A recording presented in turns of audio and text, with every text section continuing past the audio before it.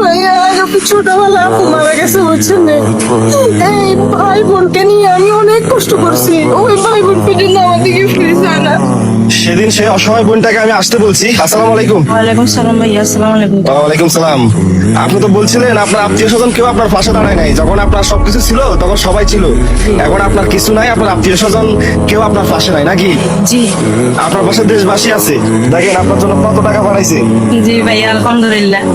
আপনার জন্য সবাই মিলে 26,000 টাকা পাঠাইছে। আমি আমার পক্ষ থেকে 4,000 টাকা দিয়ে এখানে 30,000 টাকা মিলে দিছি। নেন, হাতে নেন।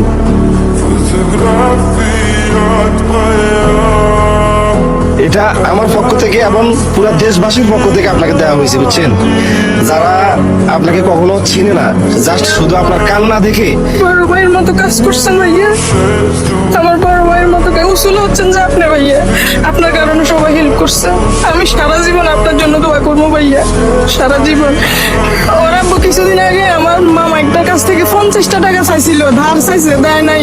ওই ব্যক্তি ভিডিওটা দেখার পরে অনেক কথা বলছে, তো 2 টাকা দিয়ে কেউ হেল্প করার মতো কেউ নাই কি, তবে মানে গোছানো কথা অনেকে বলার মতো আছে, বুঝছেন রে ভাইয়া? আপনি আমার সত্যি বড় ভাইয়ের মতো কাজ করছেন। আমার বড় ভাই যদি থাকতো, আমার বাবা যদি থাকতো, তাহলে আমার বাবা এরকম করতো আমার জন্য। বাবু, ভালো আছো? ভালো আছে। তোমার নাম কি? ওমর আল ফারাক। ও, তোমার আম্মুর যে এত কষ্ট, বড় হলে তোমার আম্মুকে দেখবা? আমি যতটুকু জানি মুসলমান হিসাবে, মানে আল্লাহ যাকে বেশি ভালোবাসে তাকে বেশি বেশি কষ্ট দেয় ভাইয়া। ধৈর্য ধরে রয়েছি। আপনি বিশ্বাস করবেন, আপনার সাথে যেদিন মানে যোগাযোগ হয়েছে আমার, তার আগ থেকে আমি মানে আল্লাহর কাছে অনেক কান্নাকাটি করছি যে আল্লাহ এমন একজনকে পাঠান, নাইলে আমারে একটু হেল্প করেন আপনি, আপনি ছাড়া আর কেউ নাই। তো আল্লাহ আমার কথা শুনছে ভাইয়া। বর্তমানে আমি ওই দিনও বলছি আপনাকে, আমি 3 মাসের গর্ভবতী, বুঝছেন না? এরপরে আবার আমি আপনার সাথে যেদিন দেখা হয়েছে আমার, ওই দিন আমার ঘরে এক মুঠ ভাত চাইলো ছিল না, যেটা সত্যি কথা।